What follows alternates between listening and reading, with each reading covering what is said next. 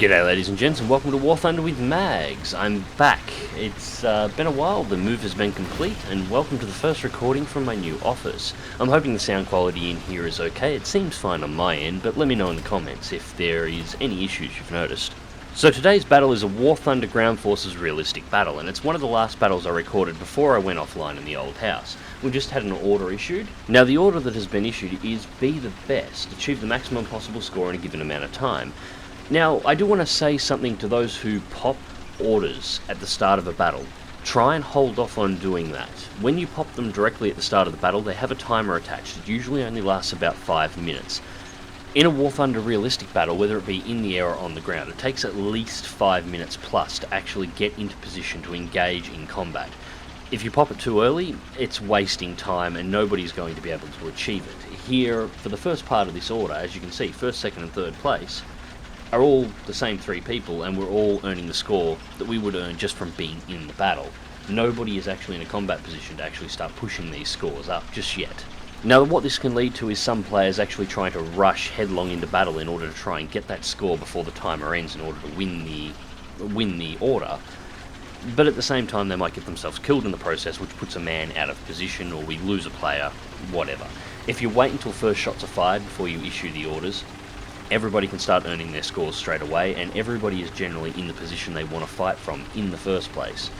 From this point, any players that are lost as a result of trying to complete the order are probably players that you're going to lose anyway, so it doesn't negatively affect your team's performance in battle. Now, I haven't quite made it to the ACAP just yet, however I've already been spotted by the enemy team and I'm already under fire. I'm not entirely sure what fired the shot or where the shot came from. The shot just bounced off the mantlet, that's all, so no major damage done. And there was no major damage because, of course, I'm in the Sherman M4A3E2 with its amazing front armour and its relatively lackluster 75mm gun. Although, in this fight, the 75mm is going to be more than appropriate for what I need. The major problem with the 75mm gun is its penetration over range. It's not a very good weapon for engaging in long-range fights with. However, in close-range fights, the 75mm penetration is quite adequate. Kill assist? Not sure how I didn't get the kill on that one. Anyways, after a few drives out, I did find the E2 to excel on the new Finland snow map, and this is because the control points are generally covered in buildings rather than open, clear terrain. The hard cover supplied by the buildings gives you a perfect position to bury a tank like the E2 in and set it up in a spot where it is nearly impenetrable from the front. With the buildings providing defense for snipes at your sides, this forces the enemy team to have to go into those buildings in order to ferret you out. This puts them in a close range engagement with a 75mm gun, works perfectly fine. And kill shot on the Marder 3H. I really need to get rid of that tank. That thing's gun is actually capable of penetrating the front armour if he knows where to aim. And I take a shot from the side, so just bring it forward a little bit to put the building in the way. The hit went to the fuel tanks, and holy shit, how did you get there? KV-1's well known for their stealth capability in combat. Right, this is a problem because he's got me to the rear. I've got to back up close enough that he can't get the gun down, but his gun depression will fail to hit my side and keep him shooting at nothing but my mantlet until I can push around and get him pointing at my front armour. Fortunately, he's smart, he's not going to let me do that. He's pushing into my side, but his gun depression is still not going to let him aim down. I've managed to set him on fire, put another shot through, and there we go, second kill. No, I actually got very lucky there. If he hadn't have been spooked by the guy to my right-hand side on the other side of the ACAP and started engaging him, if he put one more shot into my side, he could have penetrated my ammo racks quite easily from that position and taken me out. Right, engaging the Panzer IV in front. Now I'm going to be a bit aggressive here and try and push up on this Panzer IV, but a shot from the M18 to my right-hand side takes him out, so he's secured. Now I've taken multiple hits from the right-hand side over here, and I'm not entirely sure where they're coming from. I've got at least 2 people sniping me, but I can't see the one to my right. Not that that matters anymore, I just took a massive hit from the left-hand side, so I need to back into cover and get my armour around before I die. Another big hit, but that one slammed into the front armour, so I'm safe there. Continue pulling back. I can sit out in the open like this. I don't require the buildings for cover. I cannot get my front penetrated unless there's something incredibly big floating around. I've seen no signs of enemy KV-2s. I have seen shots coming up from that ridge. There is a tank up there. It's one of the snipers. I actually think there may be 3 on me at this point. Just popping some test shots up on that ridge line. It's obviously not able to penetrate me, but it is continually keeping me under fire, and I really want it removed. And once again, under artillery fire, so there's at least one medium tank in the area that's continually dropping artillery on top of me. Interestingly, there's been no sign of enemy aircraft at this point. I would have expected Stukas to be dive bombing the hell out of everybody in this cap circle by this point. And it looks like I accidentally completed the Be the Best achievement. I achieved that simply by bouncing so many shots. Every time you take a hit, you score points.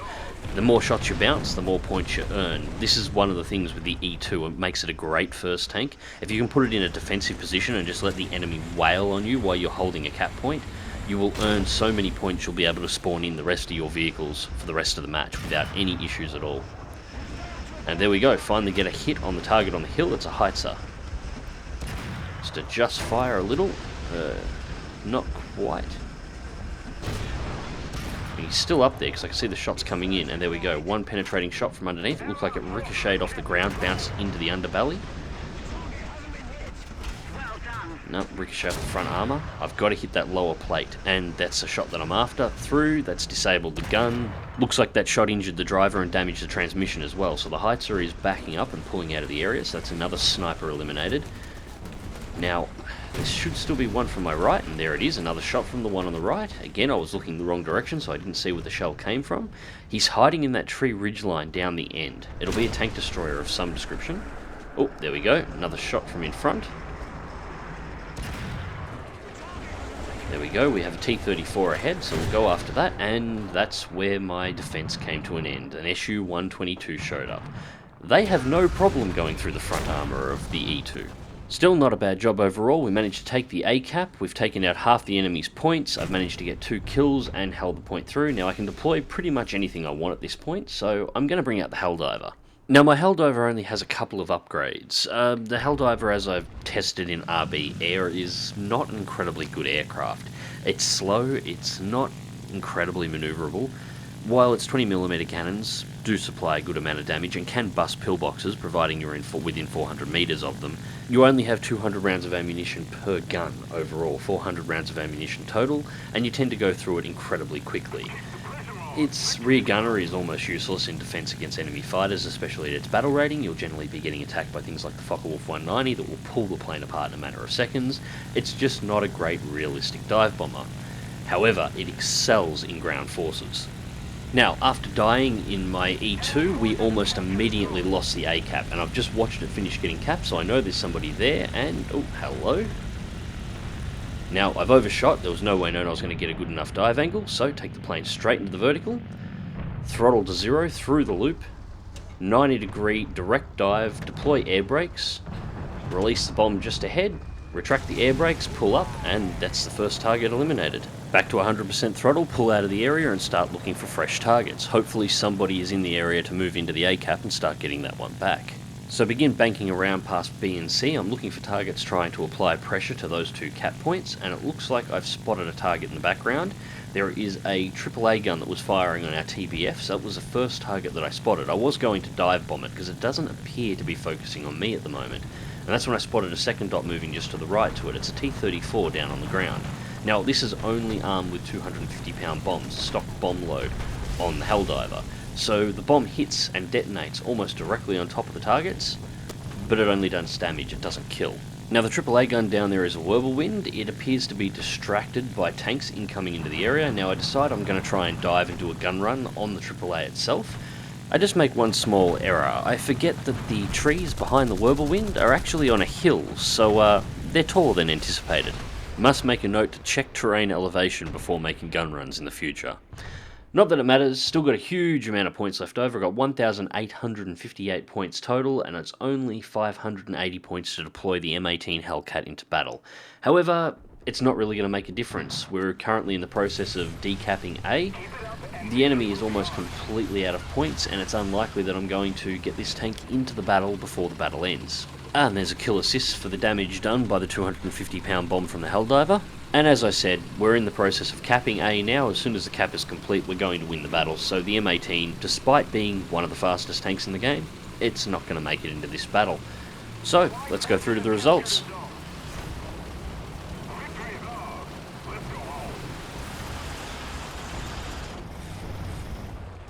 So, first place for the team with 3 kills and 3 assists, the loss of 2 vehicles, the E2 and the Helldiver, 2,685 points earned.